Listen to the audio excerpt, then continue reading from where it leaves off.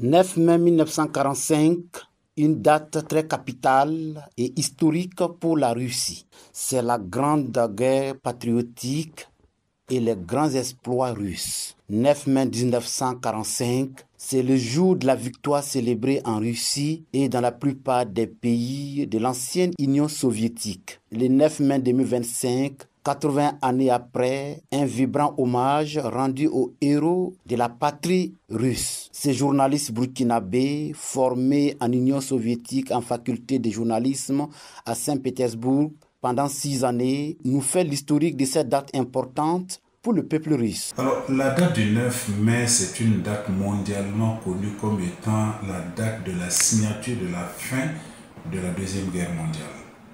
Mais c'est une date qui est beaucoup plus importante pour le peuple russe, soviétique à l'époque, d'autant plus que c'est ce peuple-là du moins, qui a subi vraiment cette guerre-là. Près de 27 millions, on parle de près de 27 millions de personnes qui ont été touchées, qui sont mortes. Et avec la déclassification des dossiers par les autorités actuelles russes, je crois qu'ils sont en train de revoir à la hausse ces chiffres-là parce que c'était effroyable. Alors, le 9 mai, c'était quoi? C'était l'entrée des Russes, la dernière bataille des Russes au niveau de l'Allemagne, contre l'Allemagne nazie.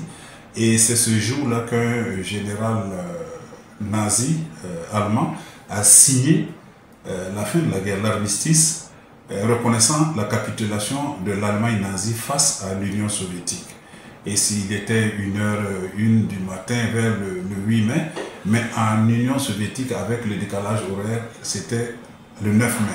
Donc cette date est commémorée en mémoire de tous ces combattants russes qui sont décédés pendant toute cette guerre qu'ils appellent guerre patriotique, parce que pour eux, ça a été une guerre contre leur patrie, d'autant plus qu'ils en ont trop souffert.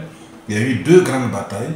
La bataille de Stalingrad qui a duré entre 1941 et 1943. Et cette guerre a tué beaucoup de gens. Ensuite, il y a eu le siège de Leningrad, la ville dans laquelle j'étais, qui est devenue Saint-Pétersbourg. Il y a eu 900 jours de siège.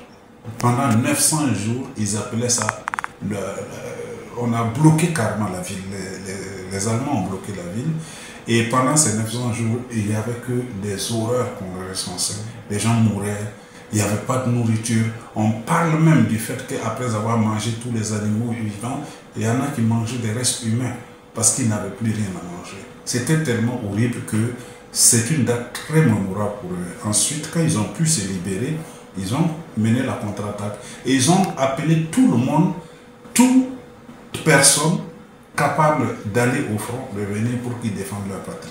Et c'est pourquoi ils ont appelé ça la guerre patriotique, qui s'est soldée par leur victoire au niveau de l'Allemagne. Ils sont allés planter le drapeau soviétique sur le Reichstag, qui était le centre de commandement allemand des nazis.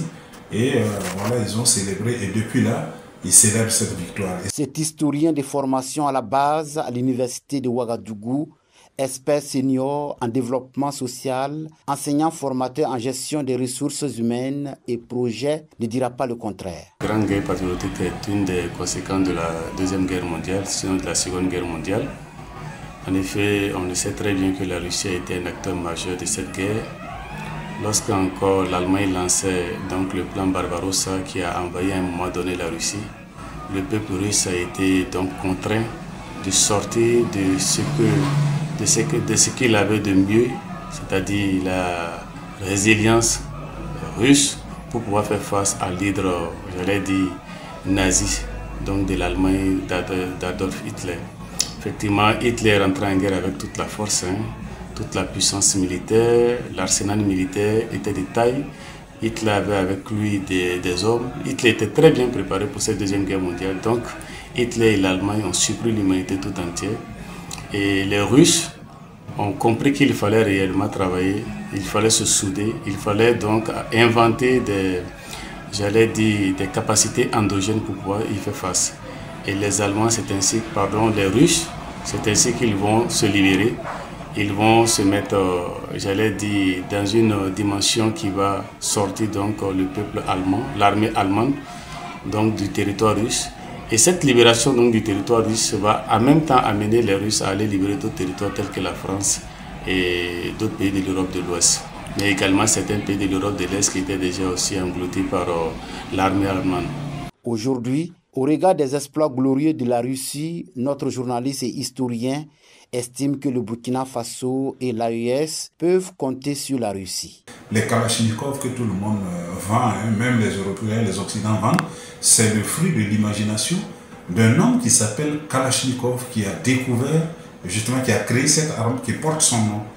Il y a d'autres équipements, mais il faut dire que l'effondrement de l'Union soviétique en 1991 a eu des conséquences sévères sur l'économie soviétique qui s'est désagrégée pour que les différents pays quittent l'espace soviétique et prennent leur indépendance, notamment avec la poussée occidentale qui les a incités à cela, puisque les Occidentaux veulent les en mettre. Et la Russie, calmement, s'est rééquipée, s'est réinventée et au fur et à mesure a fait vraiment des prouesses sur le plan économique.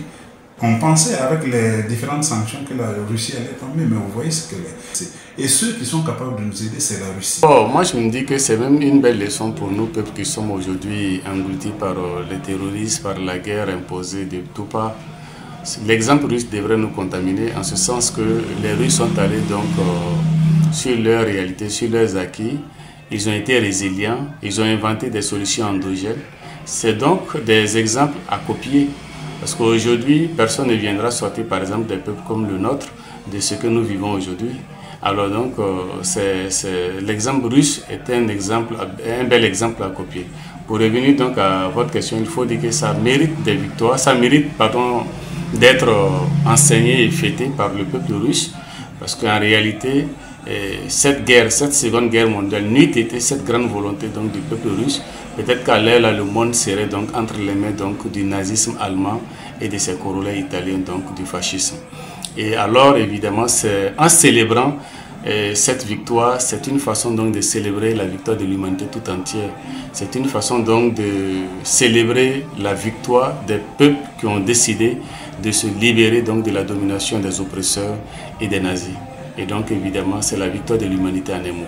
Aux partenaires russes, notre journaliste émérite Alfred Nikiman souhaite une très bonne fête de la victoire. Et aux vaillantes populations africaines, cet appel. D'abord, aux partenaires russes, c'est souhaiter une bonne fête de la victoire. Ils appellent ça Den Pavedi en russe, ce qui veut dire la fête de la victoire. Et je souhaite que des victoires comme celle-là de 1945 continuent sur d'autres fronts. Sur le front du développement, sur le front de l'équilibre mondial, sur le front des relations avec les pays qui en ont besoin, qui ont besoin de leurs compétences. Mais que cela se passe dans des relations gagnant-gagnant. Nous avons intérêt, ils ont intérêt parce que nous avons de la matière première, nous avons des richesses enfouies sur notre sol que nous n'avons pas la technique pour essayer de les faire sortir. Et ce sont peut-être ces équipements-là qui viendront avec leur technique, avec leurs connaissances avancées par rapport à certaines pratiques, comment venir exploiter de manière équitable, afin que ce soit gagnant-gagnant et bénéfique pour nos peuples. Ensuite, au niveau de nos populations, de nos vaillantes populations, il faut que les gens prennent conscience d'une chose. Cette guerre-là, ce n'est pas la guerre d'un individu contre un groupe. C'est une guerre de tout le monde. Partout où vous êtes, qui que vous soyez, vous devez, si vous n'avez pas la possibilité d'aller au front, tenir un comportement qui puisse encourager ceux qui sont au front. Vous devez essayer de contribuer tant que vous pouvez. Parce que quand je regarde ce qui s'est passé de par l'histoire en Union soviétique, on avait mobilisé les femmes pour être des infirmières, soigner les malades, soigner les blessés. Il y avait des dons, les usines travaillaient à plein temps pour pouvoir sortir les munitions et combattre l'envahisseur. Ici, nous n'avons pas encore d'usine d'armement, mais nous avons nos petites économies, nous avons nos petits revenus que nous pouvons mettre à la disposition de l'État, à la disposition des vaillants combattants, que ce soit les VDP, que ce soit les militaires FDS, que ce soit toute volonté qui veut faire quelque chose. Et de l'autre côté aussi, ceux qui ne peuvent pas aller sur le terrain parce que physiquement ils ne peuvent pas, parce que bon, ils n'ont pas la capacité d'aller sur le terrain, qu'ils essaient de voir comment construire le pays à l'intérieur. C'est ce qu'on est en train de voir avec Faso Mebo, apporter une contribution, élever le sens patriotique, adhérer à ce mouvement-là afin que nous puissions construire un pays où il fait bon vivre pour tous.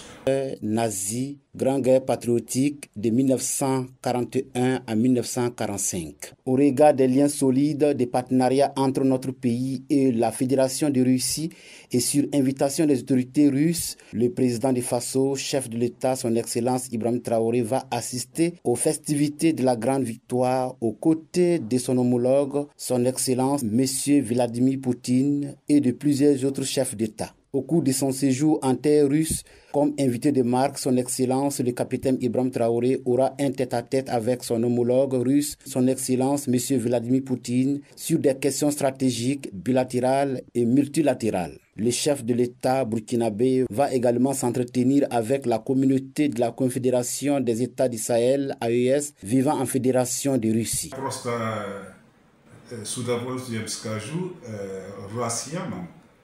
Spraznikom победы. Спасибо большое.